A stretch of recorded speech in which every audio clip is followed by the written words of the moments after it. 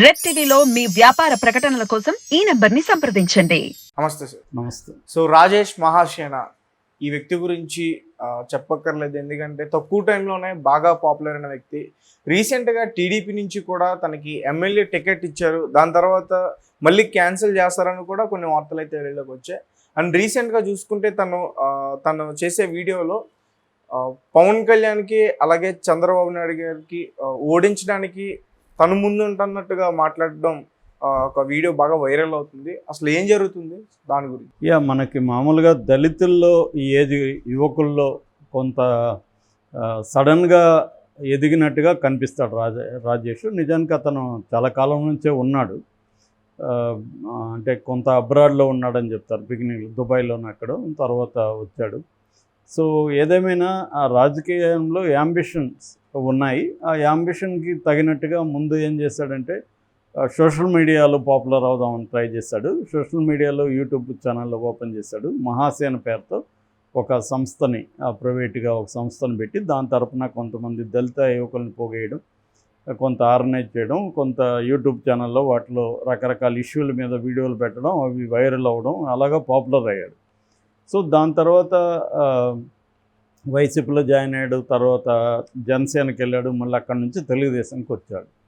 So ఈ క్రమంలో ఏమైందంటే తెలుగుదేశంలో అతనికి కొంత గుర్తింపు వచ్చింది. చంద్రబాబు కూడా అతని గుర్తింపును చూసి, అది ఎస్సీ నియోజకవర్గం రిజర్వ్డ్ కాబట్టి, పి గంగవరం, అంబేద్కర్ కోనసీమ జిల్లా.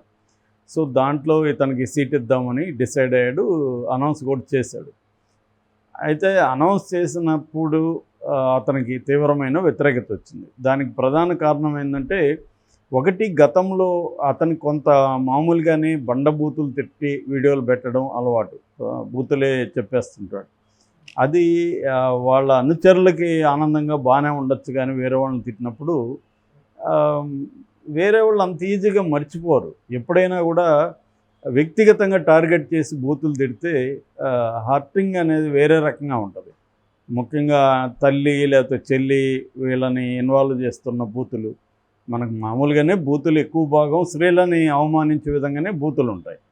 సో అతను నేను కూడా వీడియోలు చూసా, మామూలుగానే అతను అలవాకుగా మాట్లాడుతుంటాడు. అంటే మన ప్రైవేట్ దీంట్లో అందరూ మాట్లాడతారు, చాలామంది ప్రైవేట్ దీంట్లో మాట్లాడతారు. ప్రైవేట్ దీంట్లో మాట్లాడడం వేరు, పబ్లిక్గా ఒక విషయాన్ని చెప్పదలుచుకున్నప్పుడు నువ్వు బూతులతో చెప్పడం వల్ల నీ విషయానికి కూడా ఇంపార్టెన్స్ పోతుంది. సో అది తను అక్కడ బ్యాలెన్స్ కోల్పోయినాడని అనిపిస్తుంది. అదర్వైజ్ అతను విమర్శల్లో ఏమి తప్పులేదు. ఇప్పుడు దేవుళ్ళని విమర్శించడం తప్పులేదు, అతను ఒక్కడే కాదు, అందరూ చేస్తున్నారు దేవుళ్ళని. ఆ విమర్శించే తీరులో ప్రాబ్లం ఉంది, అక్కడ ఇబ్బందులు ఉన్నాయి. సో మనకి యాక్చువల్గా ఇలాగ దళితుల నుంచి నాయకుడిగా ఎదిగిన కత్తి మహేష్ని కూడా చూసాం. కత్తి మహేష్ కూడా అతనికి ఎందుకు అంత విమర్శలు వచ్చాయంటే, అంటే ఒక సమూహం అట్టవుతుందని తెలిసినా కూడా దానికి సంబంధించిన దేవుళ్ళని తిట్టడం. నీ ఉద్దేశం ఏమిటి? రాముడు అనే వ్యక్తి మనిషి అని చెప్పదలుచుకున్నావు, ఆ విషయాన్ని నువ్వు కన్విన్సింగ్గా చెప్పగలగాలి. అంతేగాని రాముడిని తిట్టడం లేకపోతే రామాయణాన్ని ఎగతాళి చేయడం ద్వారా నీ గోల్ ఏంటి అనేది ఇంపార్టెంట్. నీ గోల్ ఏంటి? ఏమన్నా మార్చదలుచుకున్నావా, లేకపోతే ప్రిడామినెంట్గా ఉండే కుల భావజాలాన్ని వ్యతిరేకించదలుచుకున్నావా? సో వ్యతిరేకించదలుచుకున్నప్పుడు కన్విన్సింగ్గా ఉండాలి. అది అంబేద్కర్ లాంటి వాళ్ళు ఆ బ్యాలెన్స్ ఉంటుంది కాబట్టి వాళ్ళు బ్రహ్మాండంగా అక్కడ చేయగలిగారు, ఇన్ఫ్లుయెన్స్ చేయగలిగారు. ఇదేంటంటే వీళ్ళు టెంపరీగా పాపులారిటీ వస్తుంది తప్ప దీనివల్ల టార్గెట్గా ఎవరిని అనుకుంటున్నామో వాళ్ళల్లో మార్పు రాదు. పోగా ఎక్కువ మంది మెజారిటీ ఉన్న వ్యక్తులు హర్ట్ అవ్వడం అనేది జరుగుతుంది.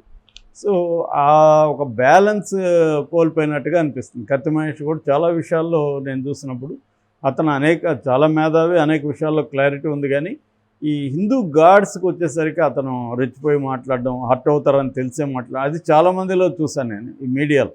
ఎందుకంటే వీళ్ళకి పాపులారిటీ కావాలన్న ఒక దూల ఉంటుంది. ఆ పాపులారిటీ త్వరగా రావాలంటే మనం ఎవరినో ఒకరిని హర్ట్ చేస్తే త్వరగా వస్తాం, హర్ట్ చేయకుండా బ్యాలెన్స్డ్గా మాట్లాడతారు. సేమ్ ఇతని పాపులారిటీ కారణం కూడా అదే. రాజేష్ కంటే కూడా చాలామంది దళిత యువకులు, దళిత జాతి కోసం పనిచేస్తున్న వాళ్ళు ఉన్నారు. వాళ్ళు ఎందుకు పాపులర్ కాలేదంటే వాళ్ళు బ్యాలెన్స్గా మాట్లాడతారు కాబట్టి వాళ్ళు పాపులర్ కావాలి. సో నెగిటివ్ వేలో పాపులర్ కావడం ఇవాళ ఈజీ, పాజిటివ్ వేలో పాపులర్ కావడానికి టైం పడుతుంది. సో ఆ ఓపిక లేని వాళ్ళు ఏం చేస్తారంటే షార్ట్ కట్ అయినా నెగిటివ్ మెథడ్ ఎంచుకుంటారు. వాళ్ళకి తెలియదా మనం ఏం మాట్లాడితే ఎవరు హర్ట్ అవుతున్నారని. ఇప్పుడు నేను గతంలో కూడా చెప్పిన బైరి నరేష్ లాంటి వాళ్ళు ఎందుకు అలా ఎగతాళి చేస్తారు? ఇప్పుడు ఒక పెద్ద సమూహం అయ్యప్ప స్వామిని పూజిస్తుంది. సో నువ్వు అయ్యప్ప స్వామిని పూజించే వాళ్ళు మూఢనమ్మకాల్లో ఉన్నారు అని నువ్వు నమ్మితే ఆ మూఢనమ్మకాలను తొలగించే దానికోసం వాళ్ళ మనసుల్ని జయించి చేయగలగాలి. అది టైం పడుతుంది. నువ్వు ఆ ఓపిక ఉండాలి. అది రెండోది ఏంటంటే పునాది ఏంటి, ఎందుకు సమాజంలో ఇంతమంది మూఢనమ్మకాలు ఫాలో అవుతున్నారు, దాని పునాదిని నువ్వు దెబ్బ కొట్టగలగాలి. కానీ ఫాలో అయ్యే వాళ్ళని ఎగతాళి చేయడము, లేకపోతే ఫాలో అయ్యే ఆ గాడ్స్ని ఎగతాళి చేయడం వల్ల ఏమీ మారదు. అందుకే కోశాంబి లాంటి వాళ్ళు అసలు దేవుళ్ళ పరిణామక్రమం ఏమిటి, దేవుళ్ళు ఎలా పుట్టారు ఏంటి అనేది వివరంగా చరిత్రలోకి వెళ్ళి ఎక్స్ప్లెయిన్ చేశారు. అవి కన్విన్సింగ్గా ఉంటుంది. వీళ్ళు అట్లా చేయట్లేదు. కత్తి మహేష్ కావచ్చు, ఇప్పుడు ఇతను మహారాసేన రాజేష్ కావచ్చు, వీళ్ళేందంటే బూతులు మాట్లాడడం, మెజారిటీ నమ్మకాల్ని ఎగతాళి చేయడం, వాళ్ళని హర్ట్ అయ్యే విధంగా మాట్లాడడం, సో వాళ్ళ దేవుళ్ళని భయంకరంగా ఎగతాళి చేయడం, ఇవి జరుగుతూ ఉంది. రంగనాయకంతో కూడా ఇదే ప్రాబ్లం. ఆమె భారతం మీద రాసిన బుక్ చదివితే అప్పటి గాడ్స్ని అప్పటి ఇదంతా కూడా ఎగతాళి చేస్తూ కిండల్ చేస్తూ మాట్లాడుతుంది. మనకి ఎప్పుడైనా ఫాంటసీ ఎగతాళి చేస్తే ఏది మిగలదు. ఫాంటసీ అంటేనే అనేక విషయాల్ని మనం రియాలిటీని మిక్స్ చేస్తాం. అందుకనే ఇప్పుడు కోశాంబి ఏమంటే ఇప్పుడు ఏనుగు తల నిజమే, మనిషి తల ఏనుగు తల నిజమే, మనిషి బాడీ నిజమే. ఈ రెండింటిని పెట్టడం అనేది ఒక మిత్తు కావచ్చు, ఒక కల్పన, ఫాంటసీ. అది ఎందుకు ఏర్పడిందో చెప్పగలగాలి. అట్లాగే పాములు శివుడి మెడలో ఎందుకున్నాయో ఆయన వివరిస్తాడనమాట. అంటే నాగబొమ్మను పూజించే నాగా ట్రైబు వైదిక మతంలోకి జాయిన్ అయినప్పుడు, కింది స్థాయిలో జాయిన్ అయినప్పుడు వాళ్ళ దేవుళ్ళంతా కూడా వైదిక మతం దేవుళ్ళ దగ్గరికి వచ్చేస్తాయి, ఆభరణాలుగా మారిపోతాయి. అట్లాంటి విషయాన్ని ఆయన ఎక్స్ప్లెయిన్ చేస్తాడనమాట కోశాంబి అనే చరిత్రకారుడు. అట్లా చాలామంది చరిత్రకారులు ఈ మూఢనమ్మకాలు కావచ్చు, లేకపోతే దేవుడి పరిణామం కావచ్చు, ఎలా వచ్చిందో వివరిస్తారు వాళ్ళు. అది నమ్మచ్చు నమ్మకపోతే అది వేరే విషయం. వాళ్ళు ఎగతాళి చేయరు, హర్ట్ చేయరు. అది కాకుండా వీళ్ళు ఏం చేస్తున్నారంటే రాజేష్ లాంటి వాళ్ళు తక్కువ టైంలో పాపులారిటీ రావడం కోసం ఇలా మాట్లాడడం అనేది జరుగుతుంది. అదే రాజేష్ కుంపముచ్చింది. నిజానికి రాజేష్ చాలా విషయాల మీద చాలా స్పష్టంగా ఇంట్రెస్టింగ్గా మాట్లాడతాడు. చాలామందిని అట్రాక్ట్ చేసే గుణాలు ఉన్నాయి, ఒక కరిష్మా ఉంది అతనికి, అన్నీ ఉన్నాయి. కానీ ఈ క్వాలిటీ ప్రాబ్లం ఉంది. సో అదొకటి. రెండు, కన్సిస్టెంటీ. ఒక పార్టీలో నమ్మకంగా ఒక దగ్గర పనిచేయడం అది కూడా లేదు. త్వరగా మారాలి, త్వరగా పైకి వెళ్ళాలి అనే దీంట్లో ఒక్కొక్కసారి ఇంకా వెనక్కి వెళ్ళిపోవడం జరుగుతుంది. ఇప్పుడు ఇదే జరిగింది. సో ఇచ్చిన తర్వాత ఈ వీడియోలంతా బయటికి తీశారు. దాంతో కొన్ని రకాల సమూహాలు అట్టయ్యారు. ముఖ్యంగా బ్రాహ్మణులు వాళ్ళ కులాల మీద మాట్లాడడం అవన్నీ అట్టయ్యారు. అట్లాగే అగ్ర కులాల్లో పెళ్లి చేసుకొస్తే నేను నీకు డబ్బులు ఇస్తానని మాట్లాడడం, ఇవన్నీ అంటే కాంటెక్స్ట్ని బట్టి కూడా ఉంటాయి. అవుట్ ఆఫ్ కాంటెక్స్ట్ వీడియోలు బయటకు వచ్చినప్పుడు కూడా ఇవన్నీ బయటకు వచ్చాయి. రెండోది ఏంటంటే వైసీపీ సోషల్ మీడియా కూడా అవుట్ ఆఫ్ కాంటెక్స్ట్ అక్కడ ముందు వెనక కట్ చేసి వీడియోలు పెట్టడం, దాని తర్వాత ఇతను సమర్థించుకునేటప్పుడు కూడా దాన్ని ఒక పద్ధతిలో కాకుండా మళ్ళీ బూతులు తిట్టి మళ్ళీ దాన్ని సమర్థించుకోవడం, అది ఎవరికి కన్విన్సింగ్ కనిపించలేదు. దాంతో పెద్ద దెబ్బే తగిలింది. యాక్చువల్గా నిజానికి తనకి ఒక బ్రహ్మాండమైన ఛాన్స్ మిస్ అయినట్టుగా మనకి అర్థమవుతుంది. ఒక ఎమ్మెల్యేగా వచ్చుంటే అతను వాయిస్ ఉండేదానికి దళితుల లీడర్లలో ఒక న్యూ దళిత లీడర్గా ఎవాల్వ్ అయి ఉండే అవకాశం ఉంది. అది కేవలం అతను బ్యాలెన్స్గా మాట్లాడడం అనేది లేకపోవడం వల్లే నష్టం కూడా జరిగింది. సో ఆ బ్యాలెన్స్ మాట్లాడాలి. నువ్వు బ్యాలెన్స్ మాట్లాడినా కూడా నీ అభిప్రాయాలను వ్యతిరేకించే వాళ్ళు ఉంటారు. ఉన్నా కూడా పర్సనల్గా ఎవరిని అటాక్ చేయకుండా ఉండడం అనేది వెరీ ఇంపార్టెంట్.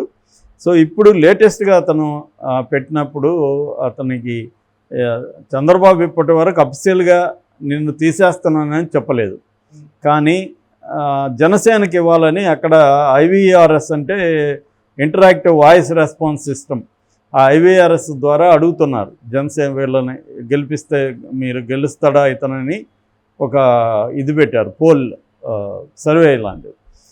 అది తెలిసి తను ఏంటి టార్చర్, నాకు 15 రోజుల ముందు నేను ప్రశాంతంగా ఉన్నా, నాకు టికెట్ ఎందుకు ఇచ్చారు, ఇప్పుడు టికెట్ ఎందుకు తీసేస్తున్నారు, ఈ టార్చర్ ఏంటి నాకు అని అతను వాపోతున్నాడు. ఇది అవమానంగా ఫీల్ అవుతున్నాను అంటున్నాడు. ఖచ్చితంగా అది అవమానమే అతనికి. ఎందుకంటే ఒక టికెట్ ఇచ్చి అతను వీడియోలు ఏవో కొన్ని బయటకు వచ్చాయని అతన్ని పక్కన పెట్టి చెప్పకుండా, కనీసం చంద్రబాబు ఫోన్ చేసి చెప్పాలి, అరే బాబు నీకు ఇవ్వట్లేదు అని అన్నా చెప్పాలి. అదేమీ కూడా చెప్పకుండానే అతన్ని అట్లా ఉంచి చేయడం అయితే ఖచ్చితంగా అవమానమే. ఇతని బాధలో ఆక్రోశంలో ఈ విషయంలో మాత్రం ఖచ్చితంగా న్యాయం ఉంది. నిన్నైతే వెళ్ళి లొకేషన్ కలిశాడని చెప్తున్నారు. నాకు తెలిసి వేరే ఏదైనా పదవులు ఏదైనా ఇస్తాము, ఎమ్మెల్యేగా అయితే నీకు ఇప్పుడు ఇవ్వలేమని చెప్పేస్తారని నేను అనుకుంటున్నాను.